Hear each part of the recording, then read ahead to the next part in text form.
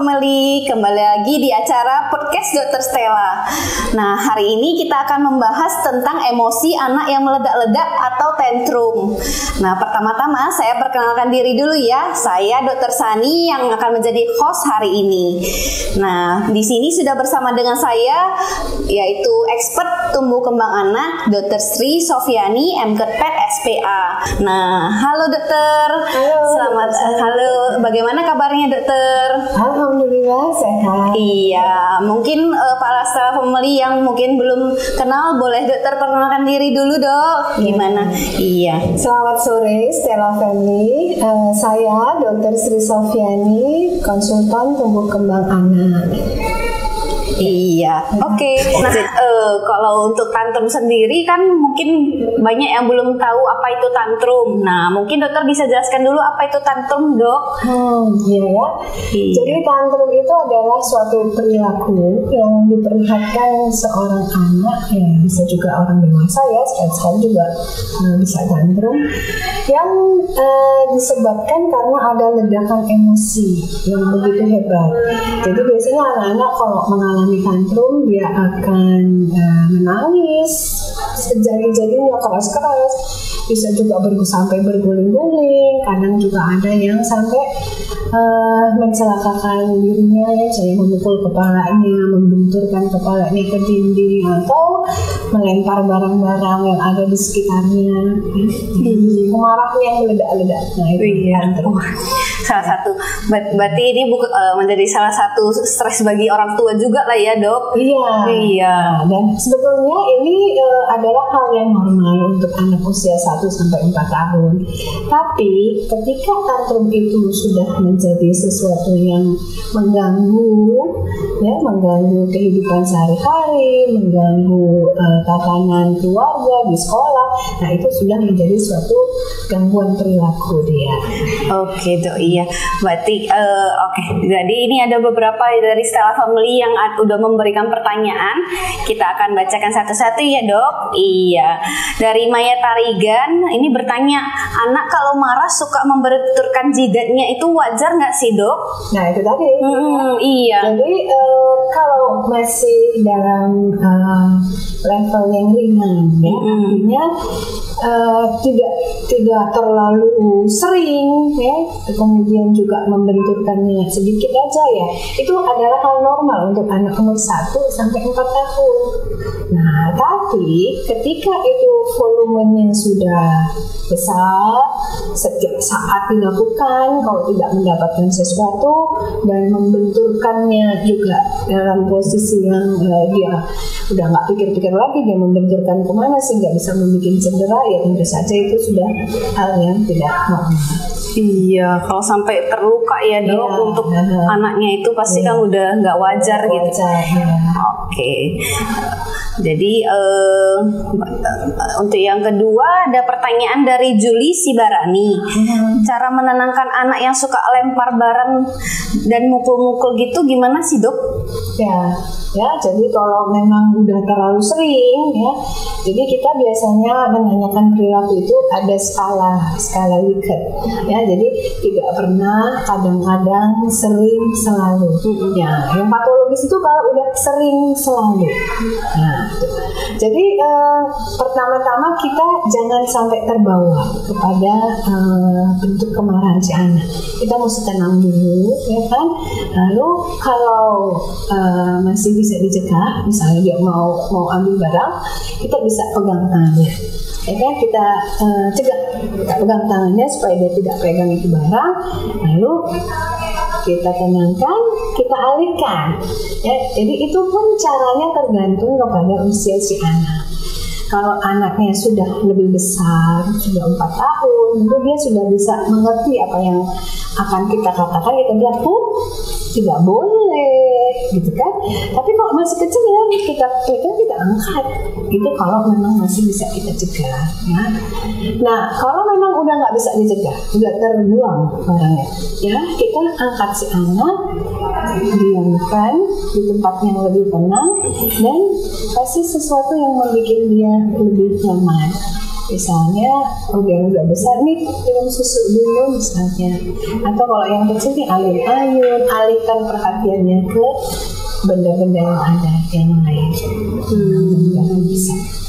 Oke dok, iya berarti cara menenanginnya juga harus pelan-pelan ya dok, untuk ke anak-anak. Iya, gak bisa langsung kadang kan mungkin ada orang tua yang langsung marahin anaknya mungkin ya dok. Gimana dok kalau dimarahin? Nah itu dia. Iya. Ada juga pertanyaan yang mungkin ya. Iya. Jadi kita yang penting awalnya adalah kita jangan terpancing emosi kita. Iya. Kita mesti tenang. Nah, kita tarik nafas dulu sebentar, bawa ke tempat lain. Jangan marah-marah. Kenapa? Karena perilaku kita itu nanti juga akan ditiru si anak. Ya, suatu ketika dia menghadapi situasi yang mirip-mirip dengan keadaan itu, dia akan bertindak seperti yang dia lihat.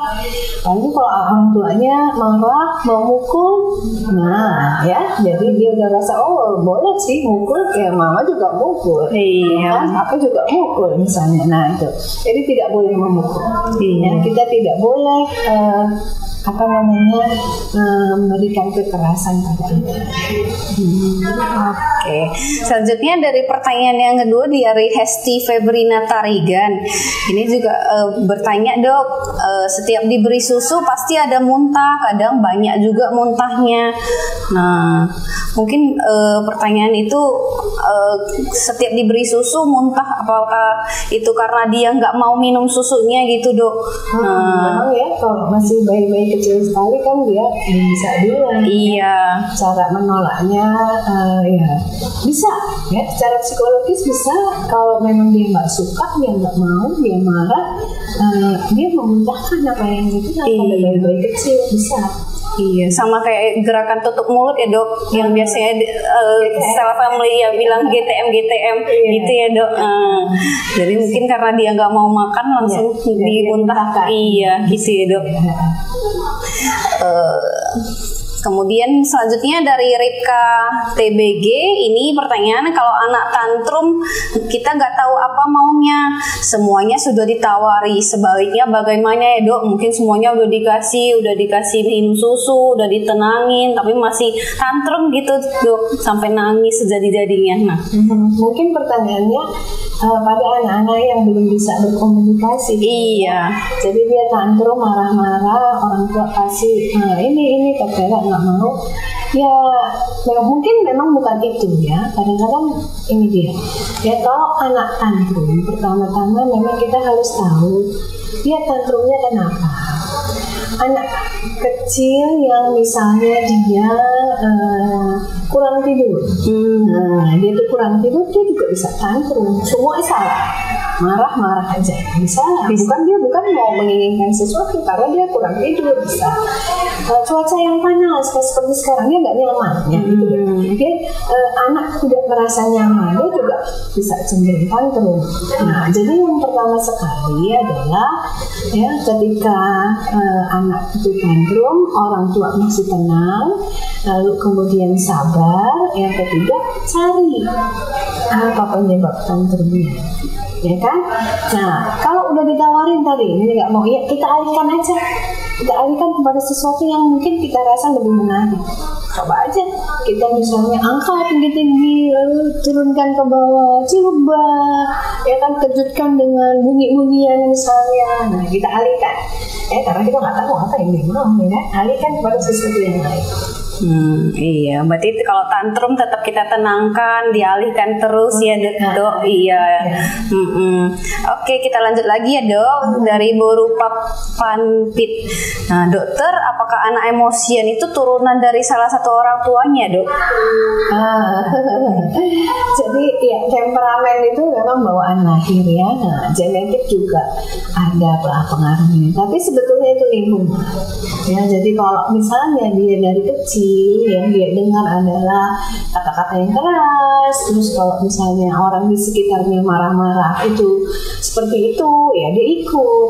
Nah, ini satu lagi, anak-anak kecil kalau nonton film, film itu kan misalnya ada adegan pemukulan, ada adegan marah-marah, ada adegan kalau marah tuh lempar, bisa dia itu jangan itu hati-hati. Iya, makanya hati-hati juga ya dok memilih film kan sesuai umur. Iya benar. Makanya saya dari Ikatan Dokter Anak tidak menyarankan untuk anak-anak menonton di bawah usia 2 tahun. Nah, setelah 2 tahun baru boleh nonton film, sambil juga harus ditemani. Iya betul dok. Nah, berarti bagi Stella Family itulah intinya. Berarti kalau anak-anak di bawah 2 tahun mungkin jangan dulu nonton film-film, dan kalau udah di atas 2 tahun harus ditemani sama orang tuanya ya. Apalagi film yang bertemakan kekerasan. Iya, film-film yang bertemakan. Film-film kartun juga ada yang bertemakan kekerasan ya. Iya. Gitu hati-hati, jangan dipikir semua kartun cocok untuk anak-anak. Iya. Oke, kita lanjut lagi ya dok.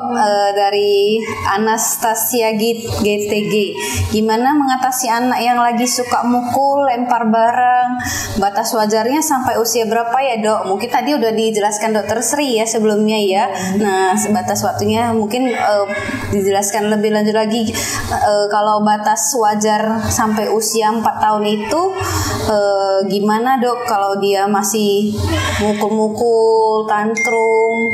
Nah, jadi memang tantrum itu adalah hal yang biasa dilakukan oleh anak-anak. Sampai dia usianya 4 tahun kita masih bisa mentoleransi ya. Tapi kalau udah di atas 4 tahun, nah ini sudah sesuatu yang patologis. Ya, anak 4 tahun mestinya kalau dia anak yang normal ya. Nah, karena tantrum ini bisa juga merupakan suatu tanda-tanda dari gangguan perkembangan. Ya, misalnya anak yang autisme, anak autism ya kan. Jadi anak-anak penderita autisme spectrum disorders itu sering kali melakukan tantrum. Nah, tentu saja ada tanda-tanda yang lain ya, bukan cuma tantrumnya aja. Nah, untuk anak yang normal, anak yang tidak mengalami gangguan, tidak mengalami gangguan perkembangan, kalau 4 tahun pun masih melakukan tantrum harus dikonsultasikan ya, jangan dibiarkan. Kalau orang tua nggak bisa mengatasinya, orang tua harus mencari bantuan kepada orang lain yang mampu ya, bisa ceritakan ke dokternya ya, dokter. Jadi dokter anak itu bukan hanya untuk tempat orang tua datang untuk mengimunisasi anak, atau orang tua datang untuk jika anaknya sakit, tapi untuk keluhan-keluhan seperti ini. Kalau sudah tantrum dia nggak bisa diatasi, atau umurnya udah 4 tahun tapi masih melakukan hal-hal yang seperti itu, segera konsultasi ya dok. Iya betul. Oke, kita lanjut lagi ya dok. Untuk Tasya Bakar 19 ini, gimana cara mengatasi anak usia 1 sampai 3 bulan, 1 tahun 3 bulan, kalau udah ngamuk parahnya minta ampun sampai nyakitin diri sendiri gitu dok? Nah, itu dia tadi ya kan. Jadi bentuk tantrum itu bisa macam-macam. Kalau dia menyakiti diri sendiri, kita memang harus awas ya, harus menjaga dia jangan sampai ketika dia marah itu berada di tempat yang berbahaya ya. Misalnya angkatlah ya, taruh di tempat yang memang tidak ada dinding yang keras, tidak ada batu-batu, atau tidak ada benda-benda yang ada tajam-tajam kan. Nah, lalu kita pun tenangkan diri kita gendong, bawa ke tempat yang tenang, lalu usahakan membuat dia nyaman.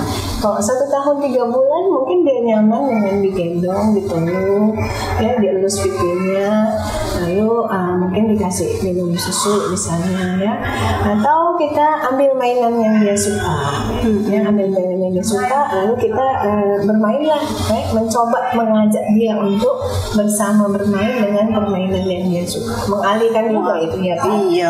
Nah, kalau memang udah nggak bisa ya angkat, dekap aja, diam aja, ya kan, angkat diam aja, kita nggak usah ngomong apa-apa, kita pegang ya, lus-lus pipinya ya, pelan-pelan dia akan tenang sendiri ya dok kalau gitu ya. Kadang-kadang anak-anak ini memukul-mukul kepalanya. Kalau 1 tahun 3 bulan ya seringkali karena dia tidak bisa mengungkapkan, ya dia belum bisa bicara, dia belum bisa mengungkapkan apa yang dia rasakan ya. Jadi dia lampiaskan dengan tantrum itu. Iya, berarti kalau usia 1 tahun 3 bulan berarti kita dekat aja ya, tenang sekali. Iya. Ajak bermain mana yang dia suka. Iya. Masih bisa. Kata mau bicara panjang-panjang jangan, itu nggak bagus. Mama nggak suka, lo ini nggak ada guna. Ya kan? Karena memang masih belum mengerti. Iya, benar, masih belum mengerti gitu ya, Dok. Oke, baik, Dok. Kita lanjut ya, Dok. Dari Dina Malika, bagaimana sikap orang tua ketika anak tantrum di depan nenek kakeknya yang selalu dimanjakan? Nah, iya. Jadi tantrum itu banyak penyebabnya. Ya. Salah satu adalah untuk minta perhatian. Iya. Ya. Jadi anak-anak yang merasa kalau sama nenek, sama kakek itu segala permintaan akan dipenuhi, dia jadikan itu alat ya untuk bisa minta ke dia.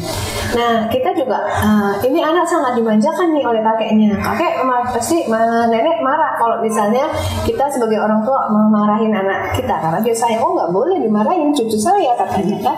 Ya paling nggak kita angkat aja. Sini sayang, mama gendong mungkin ya kan. Jangan juga kita marah-marah di situ di depan kakek neneknya. Pasti dia juga nggak suka ya kan. Sini mama ini. Atau kita kalau memang udah nggak bisa kita pergi aja. Ya, kita biarkan aja sebentar, nanti kakek sama neneknya yang menguasai situasi. Biasanya kalau tujuan si anak itu adalah memakai kakek dan neneknya untuk minta sesuatu dari kita, karena kita udah pergi, ya dia diam, ya kan? Tapi kalau misalnya itu penyebabnya adalah hal yang lain, ya mungkin spesifik lah untuk penyebab itu. Tapi mesti diingat, Mom and Dad, kita juga jangan bertengkar dengan orang tua kita ya. Iya. Jangan sampai nanti bertengkar. Udahlah kasih aja, kita kasih nenek. Nanti dia bilang enggak boleh Ma. Ini kan begini. Nah, susah. Kita bawa aja dia.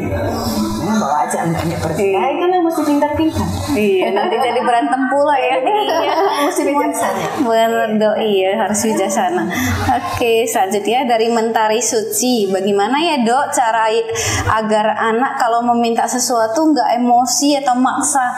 Nah, itu. Jadi itu terpulang kepada kepribadian si anak, ya kan? Jadi caranya adalah ya, jadi ini perkembangan emosi itu memang sudah terjadi sejak dia kecil. Nah, ketika dia kecil, dia mencontoh. Makanya kita contohkan bahwa kita juga bukan orang yang emosian.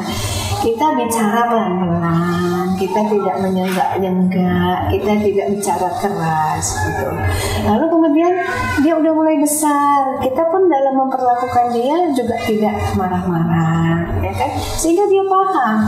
Dan kita selalu menceritakan kenapa saya melakukan ini. Kenapa mama kasih makan adik sayur ini? Karena ini sehat misalnya. Jadi kalau sudah terbiasa berkomunikasi, dia tahu sebab akibatnya, lalu nanti pelan-pelan makin besar komunikasi itu makin bagus. Nah, jadi ketika dia melakukan sesuatu yang kita tidak suka, ketika dia akan tantrum, kita bisa bilang, tuh kan bisa bilangnya pelan-pelan. Nanti mau apa? Nah, karena kita udah membentuk komunikasi yang baik sebelumnya, ya. Nah, tapi kalau misalnya itu sudah belum dapat, ya, belum terjadi, selama ini memang wrong lah, ya, sudah komunikasi itu, ya bisa dimulai, ayo sini dulu, tenang, ayo adik mau apa? Kita jangan bilang, kenapa? Mau apa? Kalau kita tidak tenang, tadi balik lagi ke tadi, tenangkan dulu diri kita bicara ini datar aja. Adik mau apa? Mama nggak tahu, nggak dengar. Coba diam, pelan-pelan. Nah, bicara pelan-pelan biar mama dengar. Nah, kita tenang, lalu kita yang juga tenang. Dia kan dia, adik mau apa? Coba pelan-pelan. Dia pasti diam. Kalau masih 4 tahun, 5 tahun dia pasti diam. Iya, jangan. Kalau memang dia masih tetap nangis, bilang ya udah marah aja dulu. Nah, nanti kalau adik udah nggak marah lagi, baru bilang sama mama mau apa. Udah marah aja. Tungguin aja, diam aja kita. Tungguin aja, diam aja. Kan? Kalau dia udah besar ya kan? Iya. Kalau memang komunikasinya nggak jalan. Nah, itu. Ya, jadi terpulang dari temperamen yang memang sudah dibawa bawaan dari lahir, lingkungan sangat mempengaruhi. Ya, lingkungan bisa membentuk bagaimana anak berperilaku. Ya, jadi kita sebagai orang tua dan orang-orang yang berada di sekitar anak-anak ini, ya selalu menunjukkan perilaku yang tepat supaya dia juga mencontoh apa yang kita buat. Iya, berarti mom and dad semuanya harus tenang dulu. Harus tenang dulu. Iya. Sebelum menenangkan si anaknya supaya anaknya nggak tambah tantrumnya ya gitu ya dok. Betul. Iya. Nah, jadi kalaulah memang tidak bisa teratasi, kita di Stella Maris punya klinik khusus untuk terapi perilaku. Iya. Ya, jadi ada yang kita sebut dengan Stella Growth and Development Center (SGDC). Nah, di sana kita punya terapis perilaku sehingga arahan-arahan itu bisa lebih tepat. Ya, jadi dia step by step akan membentuk perilaku ke arah yang lebih baik buat anak-anak. Oke, mungkin ada pertanyaan? Ada dok. Oh, ada. Iya, banyak dok pertanyaannya, banyak ya? yang terus. Mungkin pertanyaan dari saya dok, bagaimana dok kalau misalnya terapi perilaku itu kan dengan orang yang asing dok? Kalau anaknya itu tantrum di ruangan itu gimana dok di terapinya itu? Ya, biasanya kan terapi perilaku itu kita lakukan di ruang bermain. Oh, ruang bermain, iya. Berarti ada ngajak enak. Iya.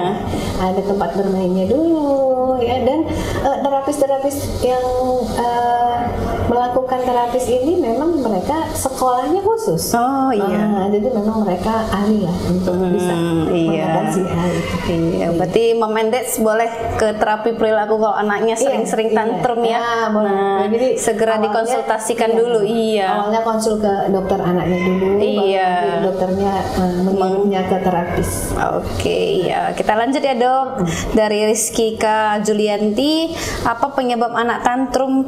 Bagaimana cara mengatasi anak tantrum di rumah ya dok? Oh ini udah dari tadi. Ini berarti resume.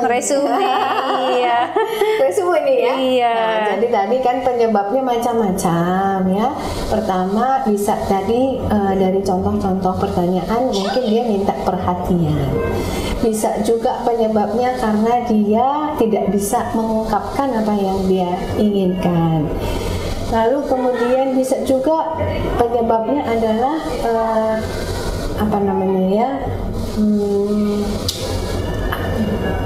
alat ya. Tadi cuma sekedar minta perhatian, tapi pada level yang lebih tinggi ini dijadikan alat buat dia karena dia udah lihat tiap tantrum apa yang dia mau dapat. Nah, tiap tantrum apa yang dia mau dapat, ya ini alat, ya kan? Nah, itu dia. Nah, jadi jangan sampailah ke alat ini, ya ini udah susah kalau seperti ini. Nah, yang di rumah tadi itu ya orang tuanya mesti tenang dulu, mesti sabar, jangan terpancing emosi juga. Lalu kemudian alihkan. Kalau dia udah lebih besar bisa lakukan komunikasi, ya. Kalau komunikasi nggak berhasil, kita tinggalkan, kita biarkan dulu dia mengatasi emosinya, biar dia dulu menangis, dia meluapkan luapan emosinya. Namun kalau nggak berhasil juga, Stella punya klinik khusus untuk terapi perilaku. Iya. Oke. Iya. Ada lagi dok satu pertanyaan. Iya, pertanyaannya, bayi kalau 2 bulan nangis dengan nada jerit dan kalau udah berhenti sejenak dan ulangi lagi, apakah itu disebut emosi atau tantrum gitu dok? Oh, kalau bayi kecil, bayi 2 bulan, masih 2 bulan itu mungkin dia mengalami kolik. Nah, kolik pada bayi-bayi itu sering terjadi, tangisannya itu melengking gitu ya. Jadi dia itu sebetulnya adalah merasa sakit. Jadi sering penyebabnya sakit di saluran pencernaan. Ya. Nah, itu bukan dikatakan tantrum. Itu kolik abdomen. Iya, berarti dia kolik rasa sakit di perut dia dok, makanya dia menjerit. Iya. Dia menjerit. Oke. Kalau kram ya. Kram perut ya. Iya. Mungkin bahasa awamnya kram perut lah. Ya.